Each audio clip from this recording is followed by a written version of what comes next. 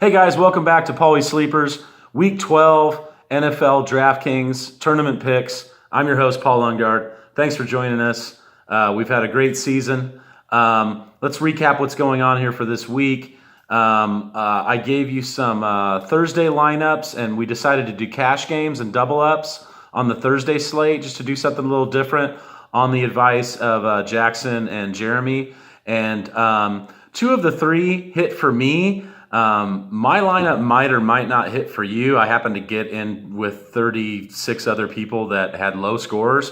So my lineup with Case Keenum was pretty strong. It kind of fizzled out with Orleans Darkwa and Evan Ingram didn't do much.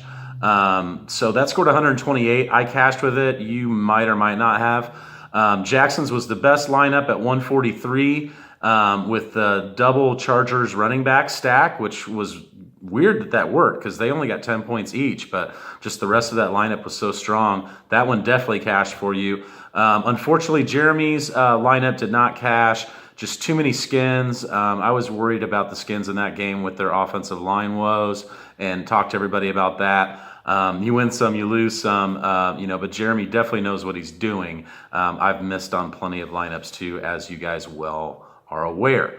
So we're back to GPPs here on this Sunday slate. It's an 11-game slate, and I was looking it over and thinking I probably should go back to the tournaments for this one, and I was watching the Swole cast last night with Silva, and they were confirming my thoughts there that this is a good GPP slate. So I think going forward, we're going to just decide, looking at the slate, whether it looks like it's going to favor cash or GPPs and kind of roll with the punches on that one.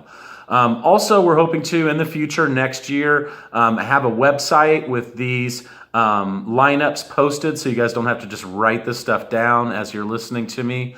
Also, the podcast has been going very, very well. As you know, we've done a series of four fantasy football podcasts with Justin Kelly on the Juice in the Morning, and he's just got a great spike on people listening to that than he has on. He does also podcasts about beer tastings. He does podcasts on social issues. They're all great, but I guess these fantasy ones have just been blowing up. So he wants to do one and make it a regular thing for all next year. So this is all definitely taking off. You guys are in on the ground floor. Originals Paulies Sleepers clan. Thanks for staying with me here. Hopefully you're still in the positive on your bankroll. So let's get into the slate and some of the things we're looking at. Weather. And we always look at weather and we worry about wind more than anything. And there's some windy games developing, possibly the Bears-Eagles game and the New England-Miami game.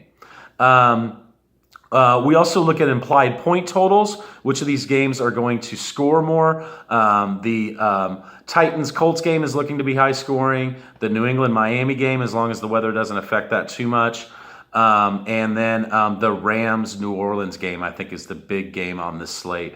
We're looking at targets and market share, how much percentage of the offense these players are getting, connections that are forming. I've talked about that over the last few weeks. There's definitely connections forming, and these connections that I've talked about are definitely getting stronger and stronger.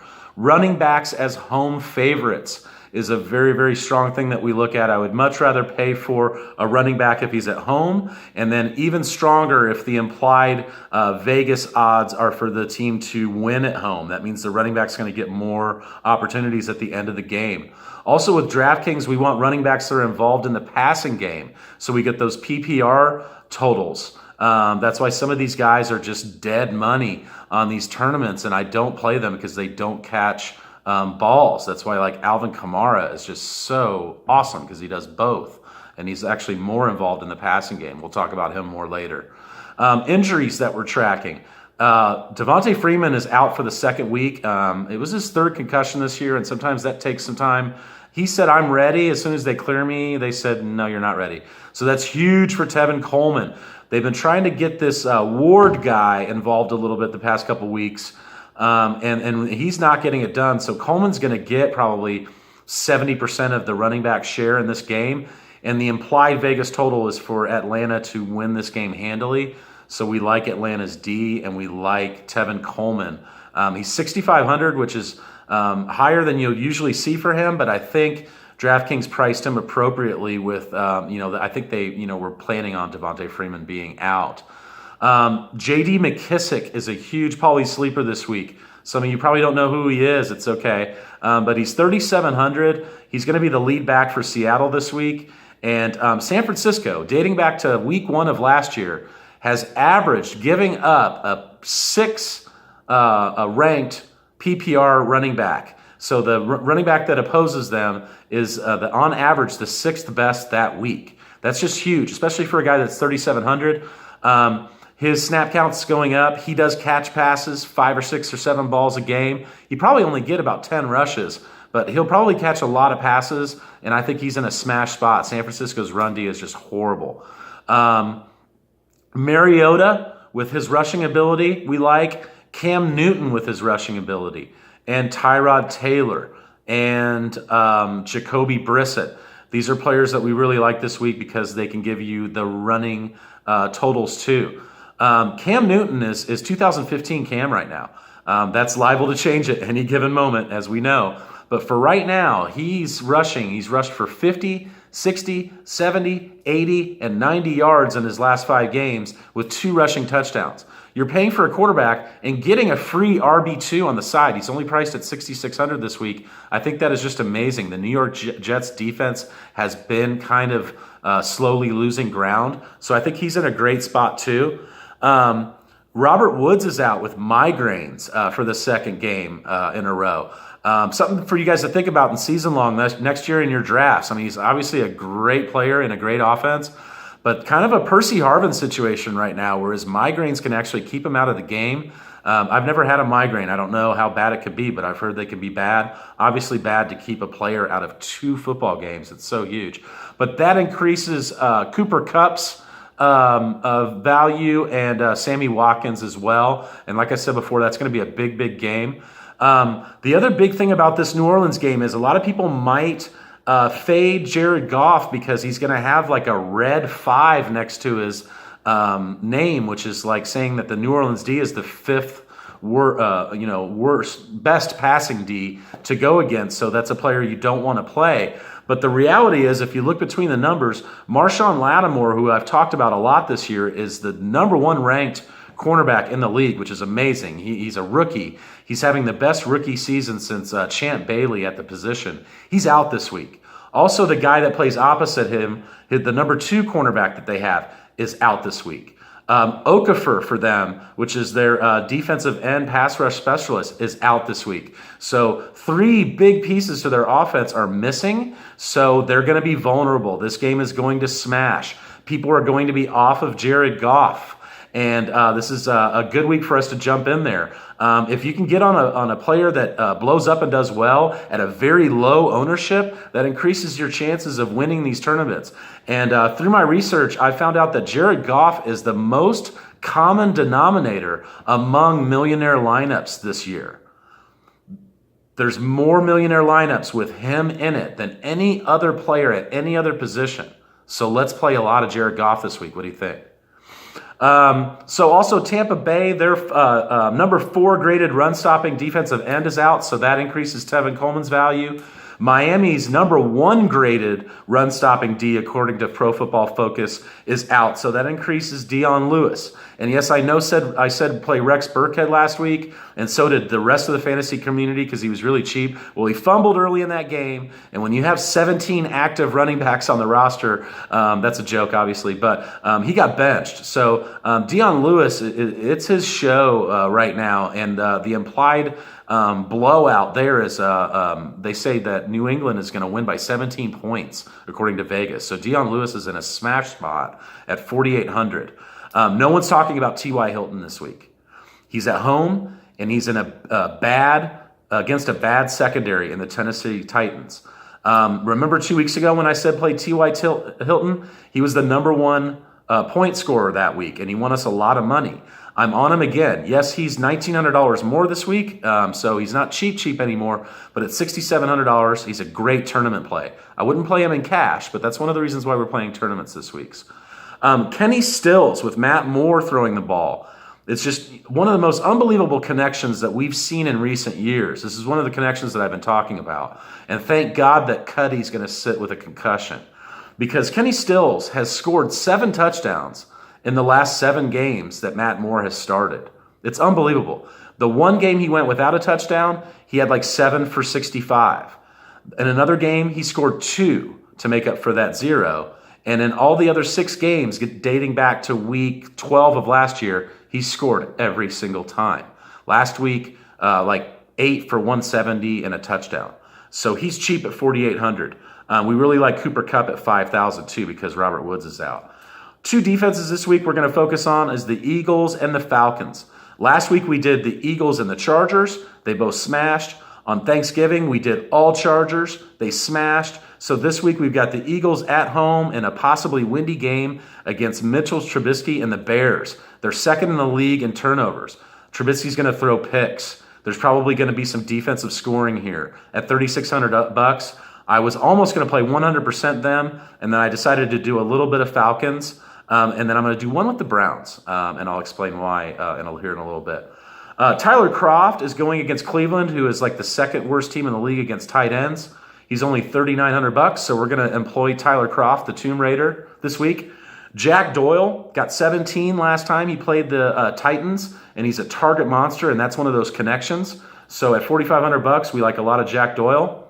Kareem Hunt. Okay, bear with me here. Low ownership this week because of recency bias. People are going to be tired of paying for him. He hasn't been producing, but he's at home in an implied high point total on an implied win. Home running back favorite. He'll get involvement in the passing game, and I think there'll be some positive touchdown regression this week. He's $8,000. I don't think a lot of people will play him. I'm staying in the flames with him. Also staying in the flames with Julio Jones this week. Tampa Bay's secondary is horrible, and Julio Jones averages 26 DraftKings points against Tampa Bay in his career. So that's a smash spot. If not now, when, Julio? When? When are you going to do it? I'm not going to stop playing Julio Jones because the week I stop doing it is going to be the week that he blows up for 40. So I'm just going to keep playing him. And this week he has a great situation. Robbie Anderson has scored 4 touchdowns in the last 4 games, 1 each game. He's only $5,700. They'll be playing catch up. He gets a lot of garbage time touchdowns and a lot of garbage time looks, and they'll be playing catch up against Carolina. I think that's all the research I want to talk about. One more thing. I think the game script is going to favor Kamara this week. Kamara and Ingram are always great plays, and since Adrian Peterson has left town, they're the number 1 and number 2 PPR running backs. It's just unfathomable. So AK-41, as we're going to call him, is in a great game script because if they get a little down in that game to LA at LA, they're going to be passing him the ball more. So we like Kamara. He's also $400 cheaper than Ingram. I still don't think you can go wrong either way. So another thing that we've been talking about, and this was Jeremy's idea, was maybe going to just a player pool and giving values, giving mid-range, giving high-range players, and letting you all build your lineups. I think that's something I'm going to look to do for the future. But you'll notice a lot of correlations in these lineups. So feel free to write them all down here like I have, and then mix and match. If you don't like Duke Johnson, then don't play him. We like Duke this week because Isaiah Crowell just totally jumped the shark and switched jerseys with one of the players in the secondary on the other team last week, a guy that used to play for Cleveland. I can't remember his name, but he was trashing the Browns, and Isaiah Crowell switched jerseys with him. I don't think the coaches and the fans like that at all. And if you read into coach speak, the coach said, we've got to get Duke the ball more in between the tackles this week. So I think he's going to get a lot of looks, and he's like $4,600. So let's go on. We've got a lot of Goff here.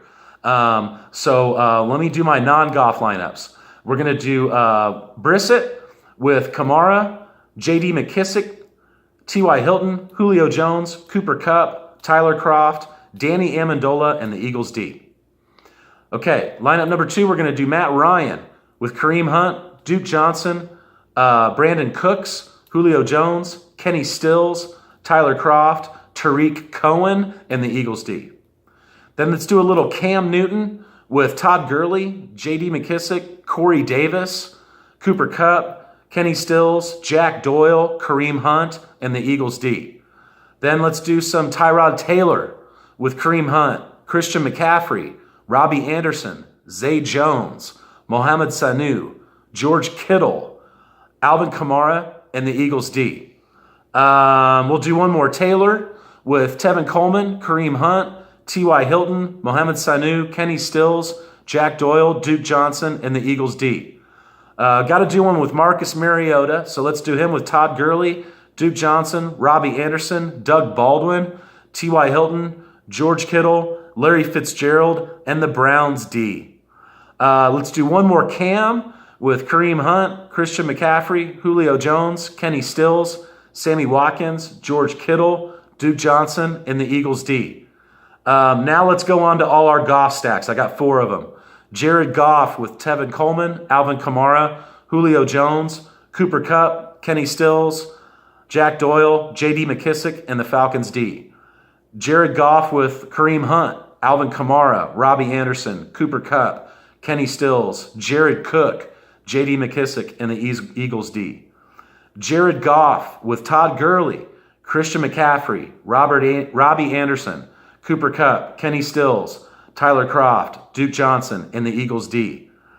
Jared Goff with Tevin Coleman, Alvin Kamara, Julio Jones, Cooper Kupp, Kenny Stills, Tyler Kroft, J.D. McKissick, and the Eagles D.